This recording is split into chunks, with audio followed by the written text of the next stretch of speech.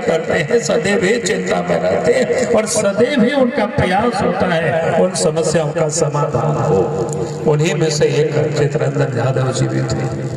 और इसलिए मैं कहता हूं कि वे कुछ लोग जो चले जाते हैं थोड़े ही समय में, भले ही वो काम करके, लेकिन उनके जो कृति होता है उनको लोग याद करते हैं और उनकी याद में ही आज हम सब लोग यहाँ इतनी तादाद में उपस्थित हुए हैं। और इसलिए मैं इनके परिवार को और अमित जी को मैं अपनी ओर से बधाई देता हूं कि आपने उन संकल्पों को पूरा करने के लिए जो एक संकल्प किया, एक बीड़ा उठाया है, निश्चित रूप से मैं विश्वास के साथ कह सकता हूं कि उन कामों को आप जरूर पूरा करेंगे। ये मैं आप सबको विश्वास देता हूं कि जिस प्रकार से रांची में भी देखते सदैव मिलते हैं, मिल करके जहाँ कठिनाई होता है तो हम सब लोगों से भी वो चर्चा करते हैं, यानी विकास के प्रति जो दिन रात चिंता करते हैं। इसलिए मैंने कहा कि निश्चित रूप से जो स्वर्गीय चित्तरंजन जी का जो एक सपना था कि इस क्षेत्र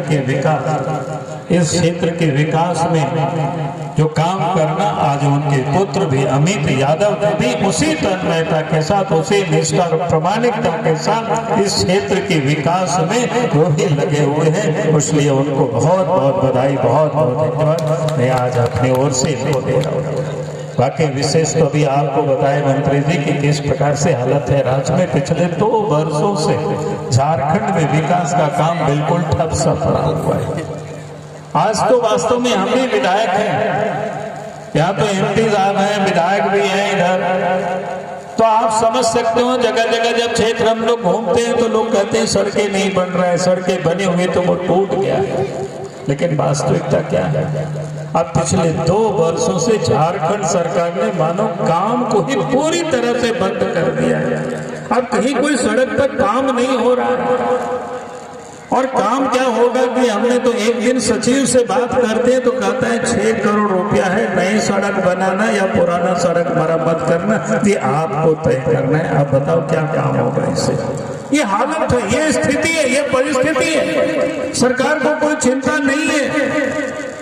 आज विकास का काम ठप पड़ा हुआ है। राज्य सरकार कहती है कि खजाना में पैसा नहीं है, लेकिन खजाना में पैसा नहीं, भारत सरकार तो पैसा देने के लिए तैयार है। आप सब ने देखा कि प्रधानमंत्री जी, जो देश के प्रधानमंत्री नरेंद्र मोदी जी, जल जीवन मिशन के तहत गांव घरों में नल से पानी उपलब्ध कराने के लिए जितनी पैसा वो लेने को तैयार है। देश के प्रधानमंत्री, कुछ दिन पहले आपने देखा नितिन गडकरी जी सड़क परिवहन मंत्री हेमंत सोरेन से बात कर रहे थे, ऑनलाइन मीटिंग हो रही थी। उन्होंने कहा कि जितना पैसा चाहिए 5000 करोड़ रुपया देंगे, आपके पदाधिकारी काम करें, परियोजना बना करके रिपोर्ट भेजिए, हम पैसा देने को तैयार हैं। कहने का अर्थ यह है कि भारत सरकार, देश के प्रधानमंत्री नरेंद्र मोदी जी बिना भेदभाव के विकास के लिए पैसा देने को तैयार है, लेकिन राज्य सरकार को काम से कोई चिंता नहीं है। और इसलिए आज इस पूरे प्रदेश आज सफर कर रहा है। पूरे प्रदेश में आज काम नहीं हो रहा है, ढप पड़ा हुआ है, पैसे नहीं आ रहे हैं। झारखंड के खजाना में तो पैसे नहीं आ रहा है, लेकिन सरकार में बैठे हुए लोगों की तिजोरी में पैसे जा रहा है। पहली दफा झारखंड में ऐसी सरकार बैठी है जो कोयला की हो, लोहा की हो, बालू की हो, पत्थर की हो, जो खुलेआम तस्करी करा रही है।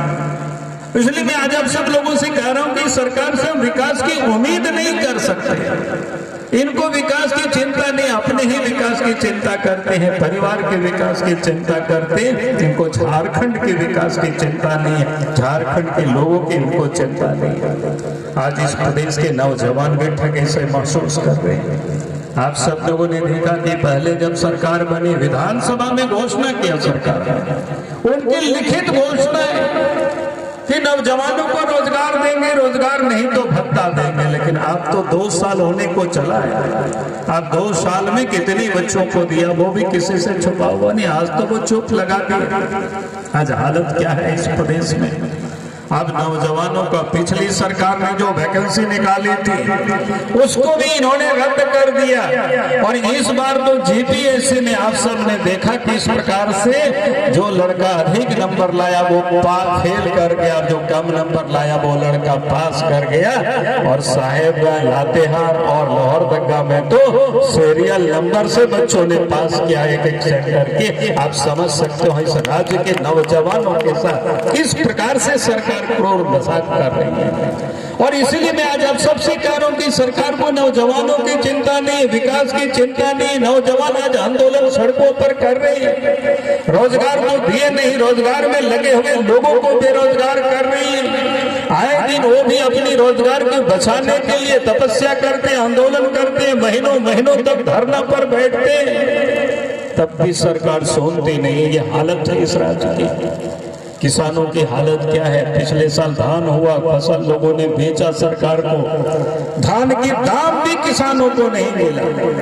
और आज भी लोग मांग करते हैं जगह जगह पर। अभी हम गढ़वा गए थे, वहां लोग कह रहे थे कि हम लोग बेचे कहाँ धान, अब तो नई फसल आ रही है। सरकार को बेचते हैं, दाम देते नहीं है, बाहर में बेचते सस्ता है। क्या हालत है इस राज्य की। न विकास की चिंता है, न किसानों की चिंता है, न नौजवानों की चिंता है, बल्कि इस प्रदेश में आज लॉ एंड ऑर्डर भी बिल्कुल बद से बदतर है। चोरी, डकैती, हत्या, अपहरण आम बात हो गई है। 2 वर्षों में 3000 करीब महिलाओं के साथ दुष्कर्म की घटनाएं हुई है। उनमें से छोटी छोटी बच्चियां भी शिकार हुई, हत्या कर दी गई। सरकार इसकी कहाँ चिंता है? आज जिन्हें इस राज्य में अपराध को रोकने का काम था, जिन्हें अपराधियों को पकड़ने का काम था, उन लोगों को सरकार ने वसूली में लगा रखे हैं। आज इस प्रदेश की यही हालत हो गई।